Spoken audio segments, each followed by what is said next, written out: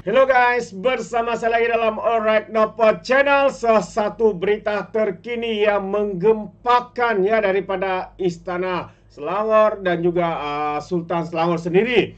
Ya, yang mana ya dikatakan ya Sultan Selangor telah memperkenan ya bahawa fatwa JSBS ini amal ajaran sesat.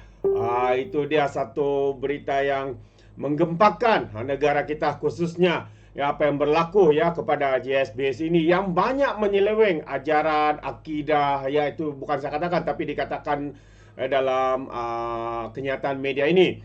Jadi sahabat semua, saya ingin membawakan Anda apa sebenarnya yang berlaku ataupun perkembangan terkini berkaitan dengan JSBS ini. Jadi tanpa membuang masa, ayo kita bersama-sama untuk melihat kenyataan media ini. Tapi sebelum itu jangan lupa juga untuk terus support Alright Nopod Channel dengan cara tekan butang subscribe, like dan share. Mari kita ikuti berita gempa hari ini. Jawatan Kuasa Fatwa Selangor yakin JSBS amal ajaran sesat aurat Muhammadiyah. Jadi itu antara kenyataan terkini. Jadi kalau kita lihat Sultan Selangor, Sultan Sarafuddin Idris Shah berkenan dengan fatwa berkait JSBS yang butirannya akan dihuraikan Jabatan Mufti Selangor. Jadi Jawatan Fatwa Selangor yakin pemimpin dan pengikut Global Ikhwan Service and Business Holdings yang Berhad serta rangkaiannya masih mengamalkan aurat Muhammadiyah atau zikir agung di bawah kumpulan Al-Arkam yang diisytiharkan sesat pada tahun 1993. Menurut Facebook Selangor Royal Office, Sultan Selangor Sultan Sarafuddin Idris Shah telah dimaklumkan hasil mesyuarat jawatan kuasa terbabit pada 30 September yang lalu dan membuat pendirian itu dalam memutuskan fatwa berkait ajaran atau amalan JSBS. Katanya, mesyuarat jawatan kuasa Fatwa Selangor berpuas hati dan meyakini bahawa pemimpin, pengikut, pekerja atau ahli JSBS dan rangkaiannya telah masih mengamalkan aurat Muhammadiyah atau zikir agung di bawah kumpulan Darul Arkam yang telah diputuskan menyeleweng daripada akidah Islam yang sebenar menurut Warta nombor 54 disiarkan 4 Februari 1993. Tambah lagi, fahaman, ajaran, pegangan atau amalan JSBS dan rangkaiannya mempunyai ciri-ciri yang menyeleweng daripada ajaran Islam yang sebenar menurut pegangan ahli sunnah wal jamaah dari aspek akidah dan syariat, katanya.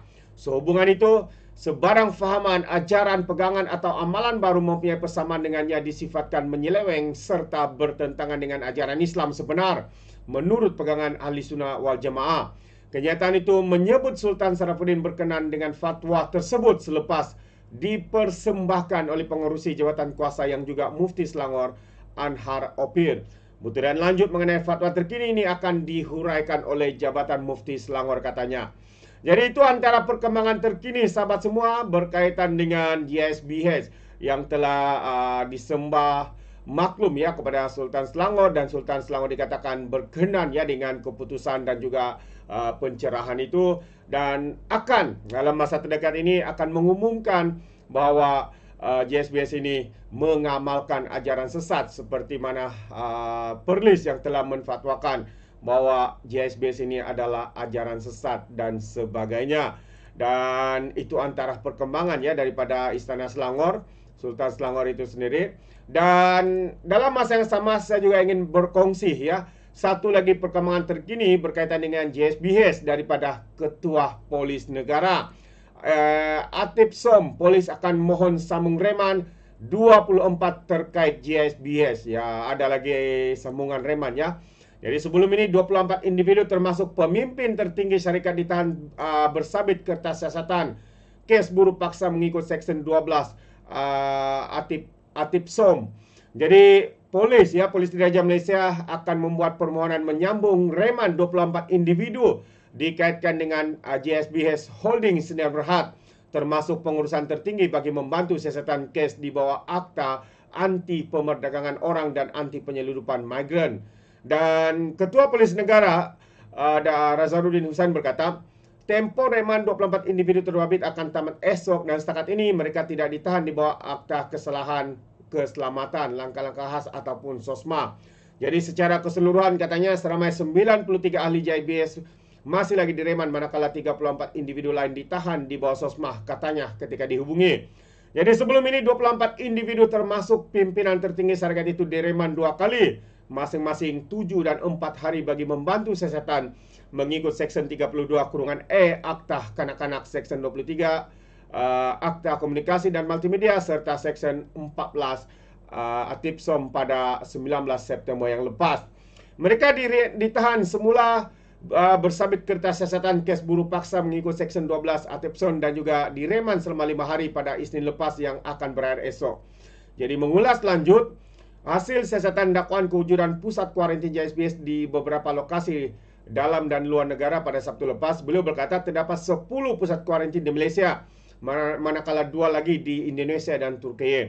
Siasatan lanjut ke atas 10 pusat kuarantin tersebut mendapati bahwa 3 diserbu pada 21 September lepas, manakala 7 lagi didapati sudah tidak beroperasi. Jadi 3 pusat kuarantin yang diserbu adalah di Air Bantan Kota Tinggi, Pusat Perniagaan dan Ikwan Resort di Johor, Labu Lanjut di Sepang dan Batu Pahat di Perak. Siasatan sehingga kini masih belum menunjukkan elemen lokasi tersebut dijadikan pusat kuarantin, katanya. Razarudin juga berkata, jumlah terkini pembukaan aset di bawah Section 44(1) Akta Pencegahan Penggunaan Wang Haram dan Pencegahan Pembiayaan Keganasan ialah 205 akaun berjumlah lebih daripada 1 juta, iaitu 1.3 juta, serta 1 akaun berjumlah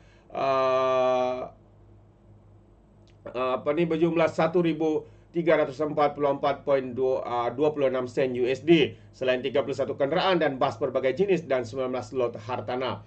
Jumlah terkini keseluruhan penyitaan aset di bawah Section 52(2) AMLAH adalah 19 kenderaan dan sebuah lori haiwan dengan nilai anggaran keseluruhan RM230.000 dan tunai RM16.850 dan 2 utas jam tangan dianggarkan bernilai RM600, katanya. Berhubung dakwaan Jabatan Kebajikan Masyarakat JKM tidak membenarkan anak-anak LJS kembali kepada keluarganya, Razarudin berkata jabatan agensi yang diberikan kuasa oleh mahkamah melalui perintah jagaan sementara di bawah Section 25(2) Akta Kanak-Kanak. Pihak JKM diperintah untuk menempatkan kanak-kanak tersebut di bawah jagaan mereka apabila adanya aduan berlaku pengabaian, pendaraan atau penganiayaan oleh ibu bapa atau penjaga sehingga suatu siasatan menyeluruh dijalankan dan keputusan siasatan dibuat oleh pihak Jabatan Peguam Negara, katanya. Beliau berkata dalam kes membabitkan Ops Global, ibu bapa kanak-kanak yang diselamatkan adalah suspek yang sedang disiasat bagi pengabaian kanak-kanak. Polis melancarkan Ops Global pada awal bulan lepas dan telah menyerbu rumah amal di seluruh Semenanjung yang dikaitkan dengan JSBH karena disakit terlibat dalam kegiatan eksploitasi kanak-kanak serta agama. Hasil serbuan seramai 572 mangsa berjadi selamatkan, selain membawa kepada penahanan 359 pengikut JSBS termasuklah pengurusan tertinggi syarikat tersebut. Jadi itu dia sahabat semua, ya, perkembangan daripada Polis Diraja Malaysia yang dinyatakan sendiri oleh Ketua Polis Negara. Tahniah kita ucapkan, ya, karena tindakan pantas, tindakan padu, ya, pihak Polis Diraja Malaysia berjaya menahan mereka-mereka yang menjadi suspek dalam begitu banyak pertuduhan sebenarnya siasatan, bukan satu bukan dua. Jadi sahabat semua, terima kasih. Sampai di sini saja. Sekiranya Anda mau memberikan sebarang komen, pandangan, ya, Anda boleh berikan di dalam ruangan komen. Jadi izinkan saya untuk mengundurkan diri. Dan seperti biasa, peribahasa mengatakan tapak pun keangkap 2 ton keinginan. Dalam bahasa Melayunya, tepuk dada, tanya selera. Sekian daripada Alright Nampak Channel. Kita berjumpa lagi. Bye-bye.